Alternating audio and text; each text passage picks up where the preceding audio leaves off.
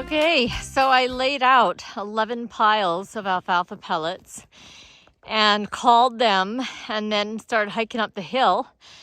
Turned around, realized Montaro had already come, but nobody else.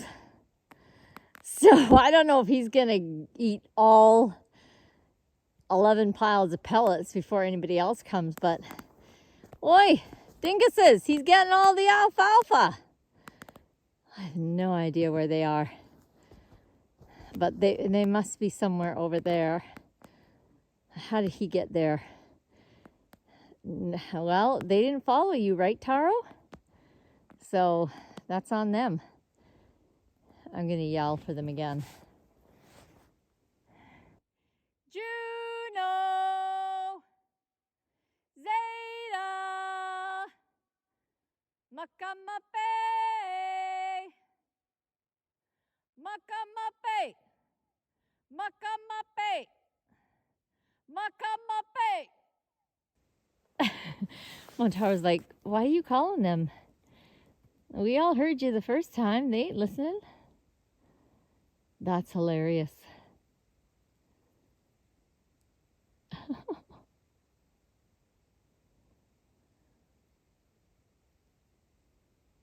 Well, I guess we'll just see.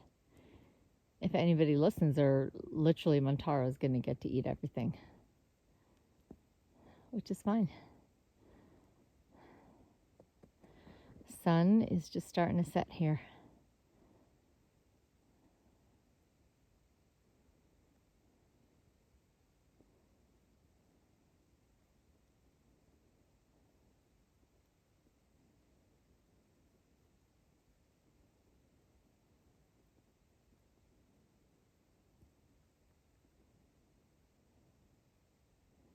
Well, Montaro's looking the direction I just panned the camera. So they are somewhere nearby. But they not coming. They not listening. Oh boy, they gonna lose out.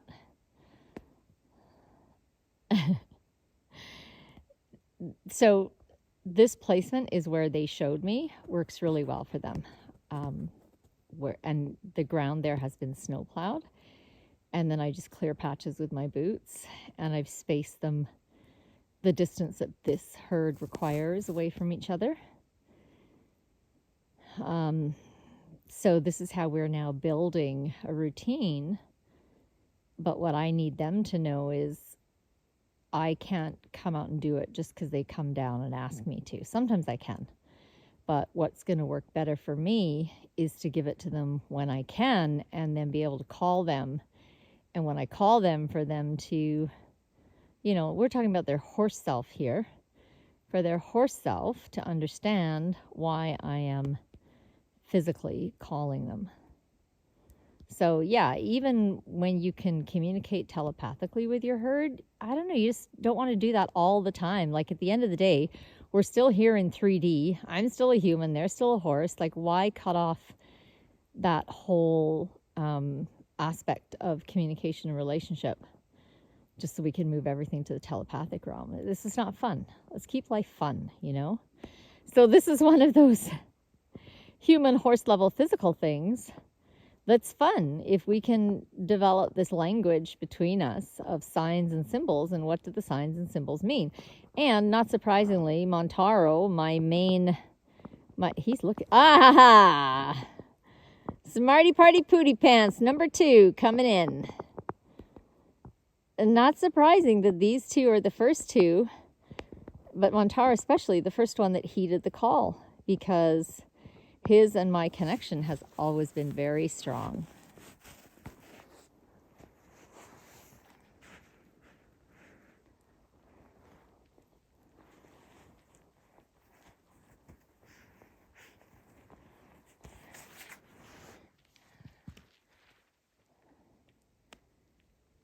He hasn't figured, yeah, you figured out there's more piles?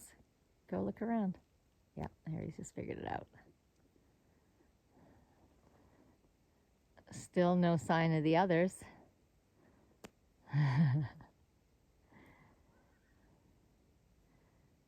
This is the learning curve. And so if they end up, Oh, here comes Zay. Hi, Zay, baby. Hi, big girl, Zeta, big girl.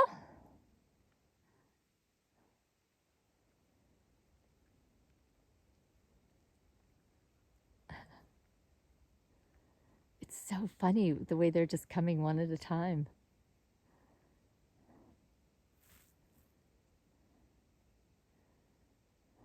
She's a little confused because I'm standing over here. She's like, why you there? But the horses are here. There, she's figured it out pretty darn quick. I'm scanning. Nobody else is coming yet. I'm going to move myself a little off the path so the others coming in don't get so confused. So I put myself in front of some big hay bales here. Got some big hay bales, so I've just tucked myself in. Still no sign of anyone else.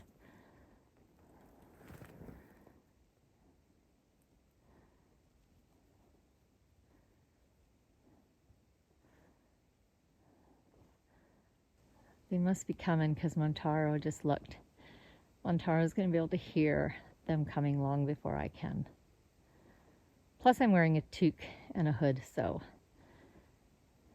I can't hear much anyway. Who's coming next?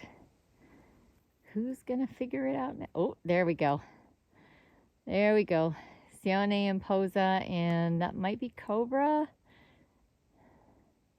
Oops, sorry.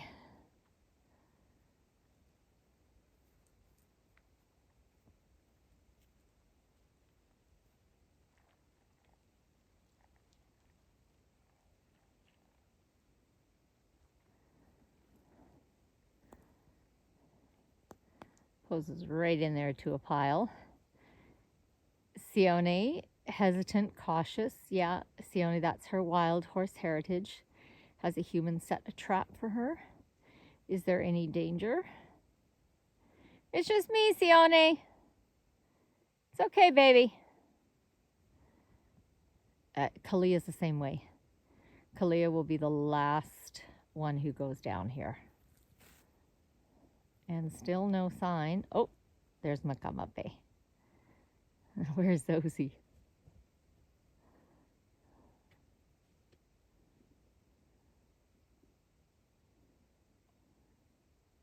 Yeah, see?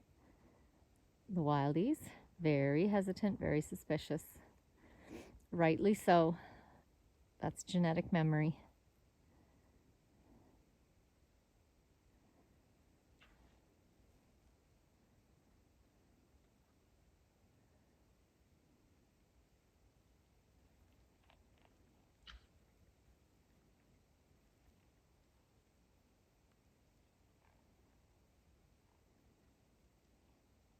Maka's looking straight at me.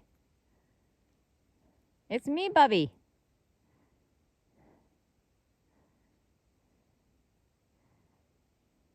It's your alfalfa pellets that you love, sweetheart.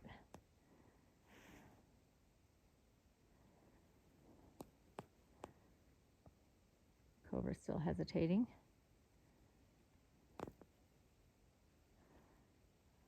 Maka's starting to move closer now. Still no sign of Zoe. Zoe's probably like, meh, by the time I get there, they'll have eaten it all anyway, so no point making the track. She's so funny sometimes. Sometimes they all come down for minerals and she doesn't need any. And she'll come halfway down and then just stand there and wait for everybody to finish. She's like, no need to enter the fray.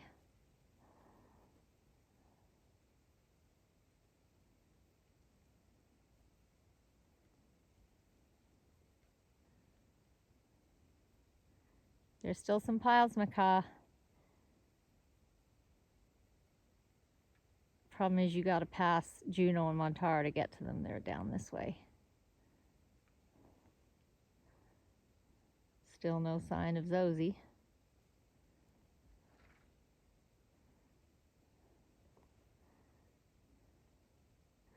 Zosie, are you not even going to make an appearance?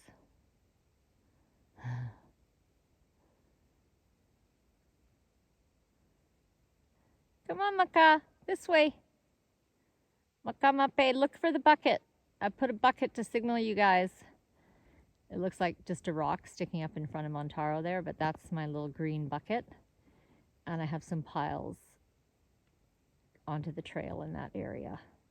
No one's found them yet. Come on, Taro. Move forward and the other ones can have your pile. That's not Montaro's way, though. Montaro stays on whichever pile he's on. Makamape. Come on. There's more, you guys.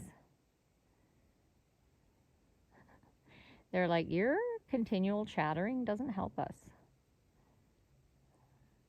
They need time.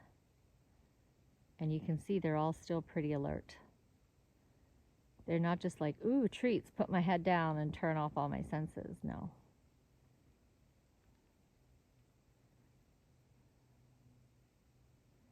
But hopefully it won't take more than one, maybe two experiences like this. And then they will know exactly what it means. And I'll call them the same way every time. So, you know, it's like a dinner bell. You know, we use the same signals as humans. There's Zosie.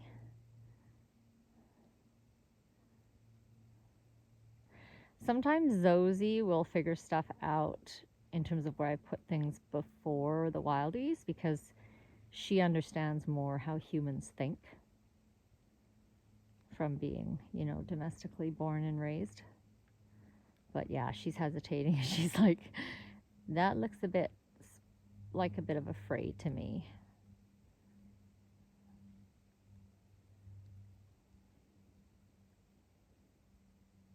Oh, Macaw hasn't gotten any.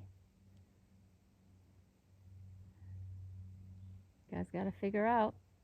Posa, are you figuring it out? Oh. Should I go down there? Oh, Posa, you going to figure it out? Come here, Bubba.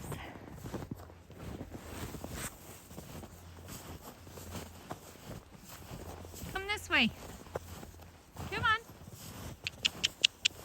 Makamape.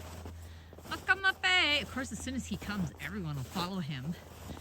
Okay, there's Ozzy making her move.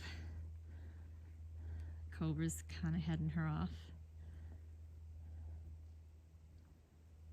Huh. Posa bear.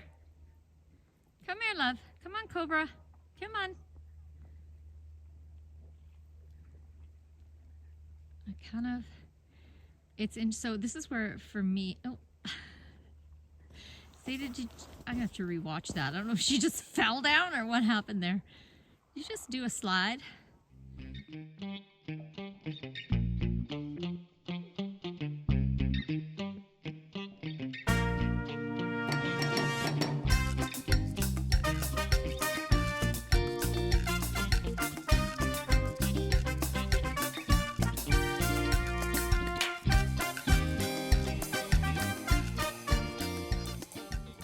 Zosie's going around.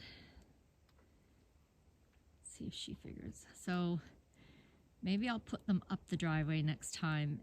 To have them come this way almost seems like there's an invisible line where that pylon is that they don't seem to want to cross. But there. So come on, Cobra and Zosie are figuring it out. There we go. There we go. Zosie signaled him. Zeta just went down again. Now, I'm not ever watching her. She must be doing it on purpose.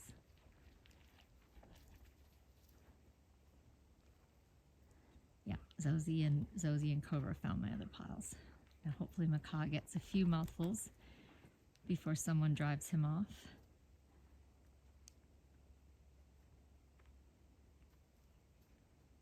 Oh, Zosie, you didn't get any? Keep looking. There's one to the side of Cobra. Nope.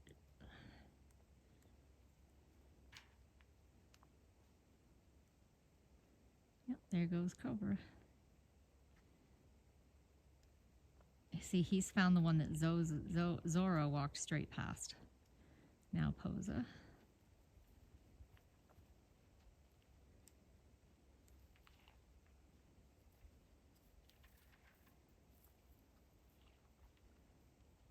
You're going to have to come down right away if you guys want to all get some. You can't wait till Montaro and Juno have eaten half the piles. That's the problem that happened today.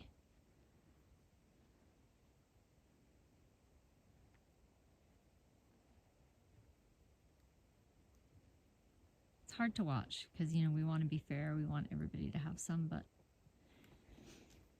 they also have to understand the way the system works.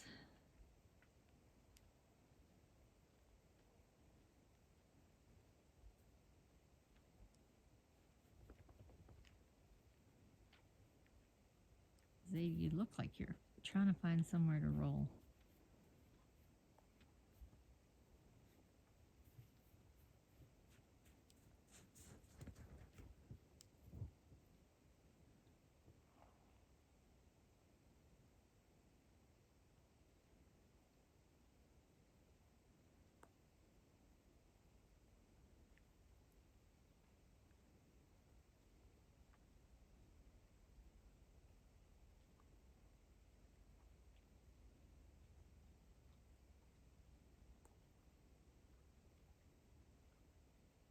Montaro's found the other pile that Zora walked straight by.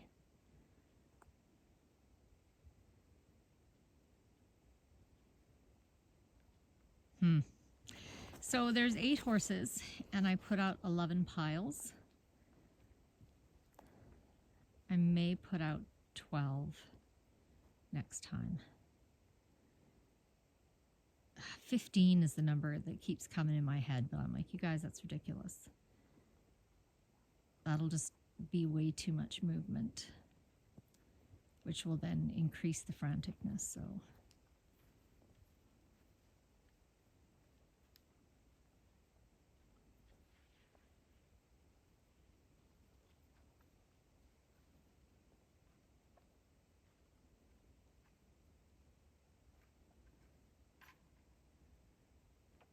next time, come as soon as you hear me call, Zoe. That's how you can make sure you get some.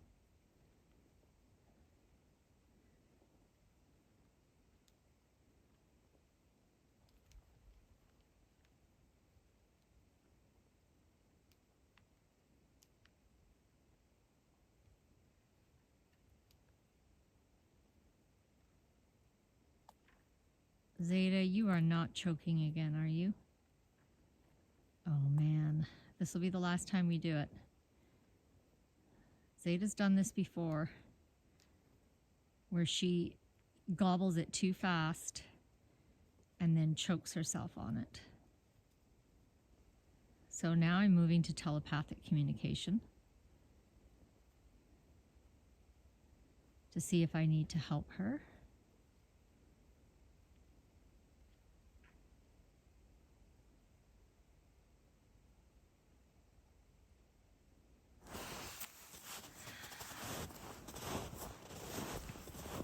I'm holding space for her.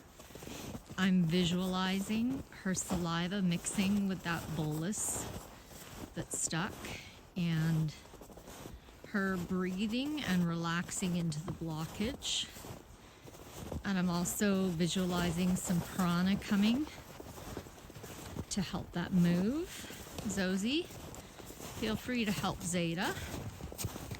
I know, honey. I know you didn't get anything. I'm sorry. Gonna have to respond faster next time.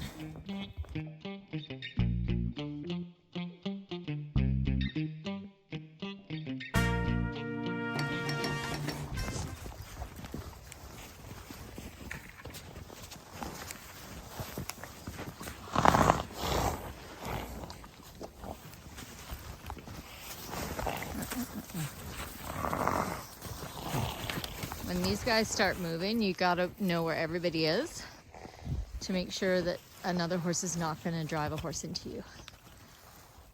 Now, let's see how all that sudden energy had an effect on Zeta and her little chokey choke.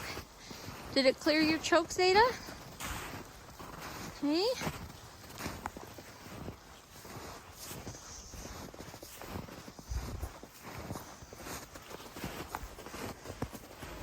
Taro.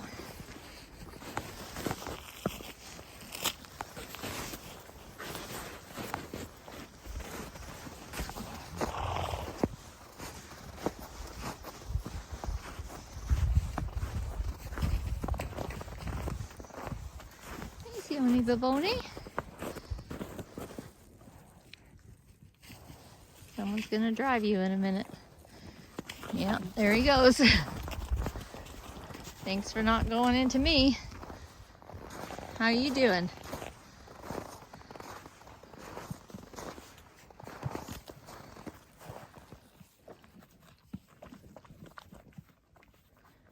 You look okay. Yeah, she's okay. Zeta, I don't know. If I'm gonna have a choking scare every time I pull out pellets, I don't think that that's gonna work. Hey, hey, hey, hey, hey. There's only one horse that can drive Juno into me, and it's this big guy right here. Okay, I'm gonna get myself out of the way.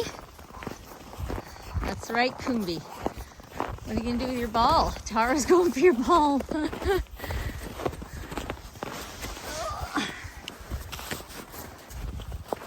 Let's just put ourselves here.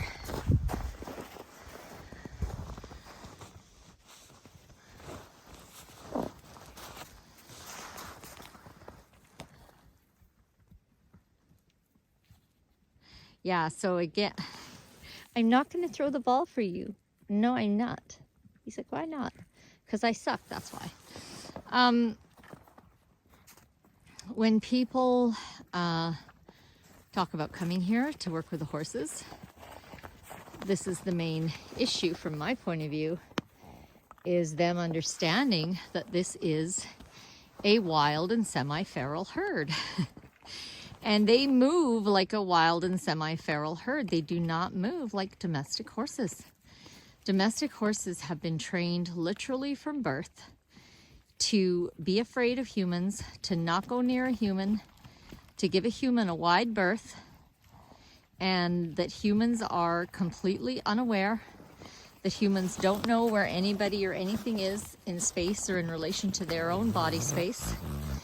And that the horse must take responsibility for all of those decisions and realities, because the human will not. But if the human gets touched or scared or knocked, the horse will suffer terrible consequences.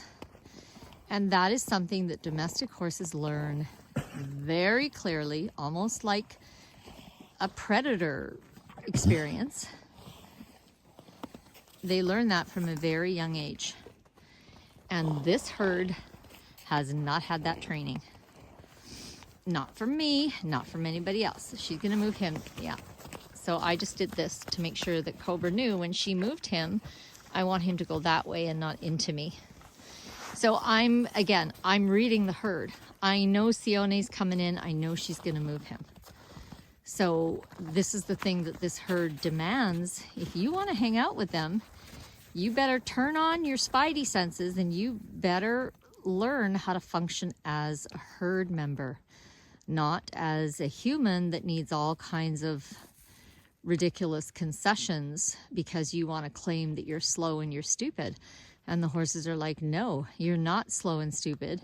You're a freaking ninja. You can go through fences. Who are you to say, give me special consideration? That's their viewpoint.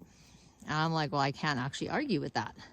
So how about I develop my primal sensing that has been evolutionarily turned off, but actually we have it. We have the same primal sensing that all horses and deer and predator animals have. Like, we can sense so much more than we think we can. And this herd forces you to turn that on. And it just happens one day. It's like a switch goes. And you... I don't know, I'm sure there's some scientific word for it, but you basically come into completely different awareness, both spatially, energetically, and viscerally, and you behave accordingly. So like right now, I'm like, I got to get out of this space, because, you know, I'm not going to keep filming, but they feel like they're all going to head this way, and I want to get that bucket. So my body's telling me make a move, so that's what I'm gonna do. Taro's like, why don't you film it, as he drives Macaw into me. Okay, I'll film it. I'll film myself going to get the bucket. Hi, beautiful. Hi, beautiful mama. Yes, you are. You're so beautiful. Yes, Yoni. Did you trim your hooves? You've done a pretty good job. Look at that. Just a little point left on the front. But otherwise, they're all trimmed up. Good girl.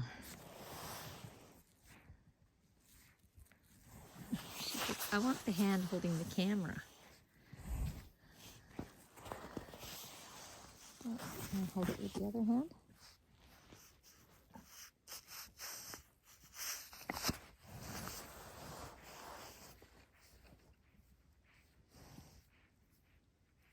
And again, knowing your own body. Like, there's a lot of people that feel confident to let these horses nibble more on their fingers and their hands. And I don't. My body doesn't feel safe with that. So I just let them nibble the amount that feels safe for me, but nowhere near what someone else might let them nibble. And be totally fine, because their body has a different reality to mine. And their energetic field, which determines their vibration, which determines the experiences that they attract, is completely different to mine. I was beaten and abused as a child, so I have a level of visceral fear in my body that even though I've done a tremendous amount of work and healing and restoration on, there is still a thread of that. So I am more jumpy. I'm like Cobra. Yeah, I'm more protective. And there's nothing wrong with that. It is what it is. What's wrong is if I don't remain authentic to my experience. And if I try to be with horses like Kezia is, for example. Kezia is a third Dan Aikido teacher. She's had no bad experiences physically from being attacked or abused. And she does things with these horses that I would never attempt, because if I did them, I would probably get hurt, because my vibration resonates at a different frequency to hers. Is it going to be a problem for me to pick up the bucket? Or are you just getting rid of everybody for me? Thanks, babe.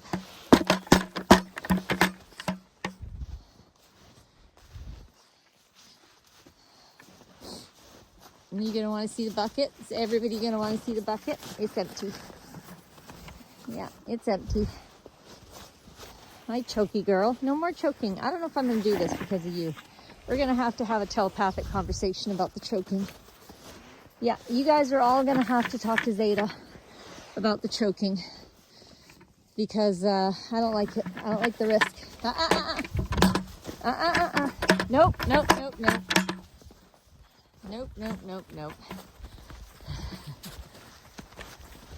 Mama and daughter sandwich. No, thank you. So I'm going to get rid of the bucket. Watch out, Coombs. There, bucket's gone. Okay, no more bucket. That's it, you guys. There's no more. I mean, there's some left on the ground. You can eat that. Yeah, you should get those little bits like Montaro and Juno are doing. Okay, Zeta? Well, so what Zeta's saying to me right now is, if you pour smaller piles and even scatter them around the snow, like what's happened naturally here, she says that will slow her down and she won't be able to gobble it, and she will get lots of snow, which is moisture, as she eats. So we're back to the message I got earlier about 15 piles, 15 little piles.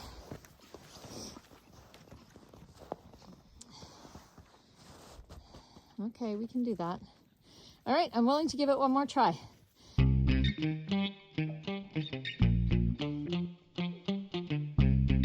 Man, such a bad idea. Now, anybody comes to the ranch, they come down here. So now it's a hassle to get vehicles in and out of here without them trying to barge in. So I'm in the midst of, I always give it to them down there at that end where they had it today. But you know, You know how it is. Once you set a precedent, they're like, but this is a really great spot to have alfalfa pellets because it's a big cleared area and everybody can, you know, get their share.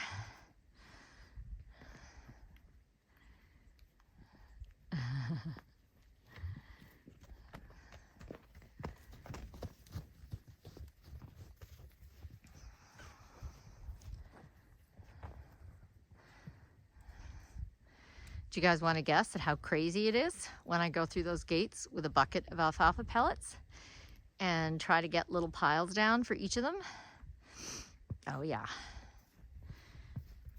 They can be super spicy.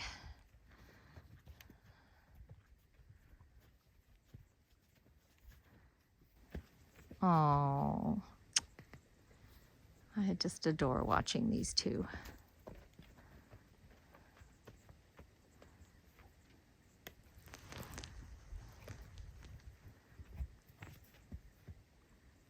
All right, it's seriously getting dark.